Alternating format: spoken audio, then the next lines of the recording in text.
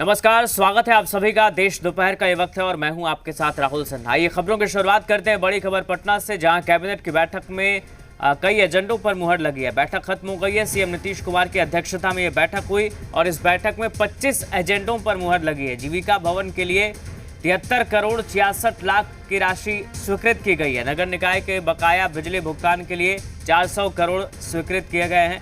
आंगनबाड़ी सेविका के मानदेय में बढ़ोतरी का प्रस्ताव स्वीकृत हो गया। 7,000 रुपये से बढ़ाकर अब 9,000 रुपये मानदेय दिया जाएगा। तो ये एजेंडे जिस पर कैबिनेट की मुहर लगी है। सीएम नीतीश की अध्यक्षता में कैबिनेट की बैठक हुई और 25 एजेंडों पर मुहर लगी है।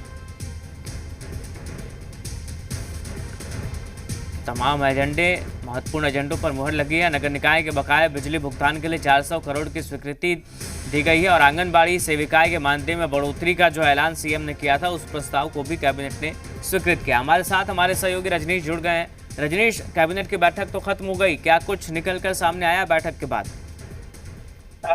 ये कैबिनेट की बैठक में 25 एजेंडों पर मुहर लगी है और इस तरीके से जो राज्य में जो नीति निर्धारण की बातें हैं या कुछ जो तब्दीलियां हैं, उन तमाम बातों को लेकर, विकासोन्मुखी बातों को लेकर और साथ ही जो नीतिगत बातें हैं, इनको लेकर यहाँ पे मुहर लगी है। उसमें सबसे महत्वपूर्ण है, कल जो मुख्यमंत्री नीतीश कुमार ने ट्वीट किया था, आंगनबाड़ी में जो सेविका है और सहायिका है, इन लोगों के जो मानदेय है प्रति माह, इसको बढ़ाने को लेकर, तो इसे आज सैद्धांतिक रूप से कैबिनेट की बैठक में स्वीकृति देकर अमली जामा पहनाया गया है।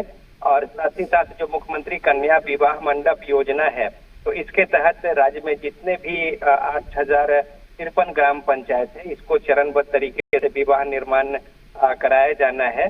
तो 50 करोड़ रुपए की अग्रिम स्वीकृति इसके लिए प्रदान की गई है।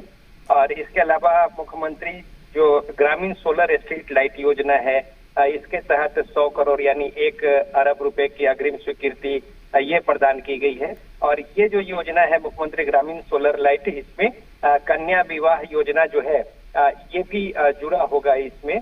और इसके अलावा कई दूसरे महत्वपूर्ण आधारभूत संरचना को लेकर एक ईसा फाउंडेशन है, उसमें 1 रुपए के टोकन मनी पे 6 महत्वपूर्ण जो शहर है, जिसमें पटना, गया जी, सहरसा, तो इस तरीके से इन 6 शहरों में एलपीजी यानी गैस के जरिए विद्युत सप्ताह गृह निर्माण का इसको स्वीकृति दी गई है। और 33 वर्षों की अवधि के लिए ये भूमि आवंटन जो है उसकी सैद्धांतिक स्वीकृति दी गई है, जिसमें छपरा, भागलपुर, सहरसा, गया, पटना, बेगूसराय ये शहर शामिल है।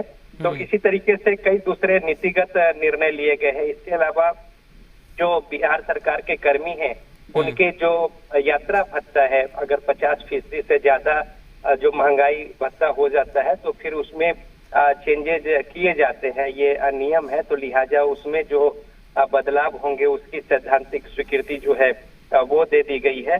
तो इस तरीके से कई महत्वपूर्ण निर्णय आज के कैबिनेट की बैठक में लिए गए हैं और कई अलग अलग विभागों के निर्णय जो है इसमें शामिल है। चलिए, बहुत शुक्रिया फिलहाल आपका रजनीश, तमाम जानकारी के लिए।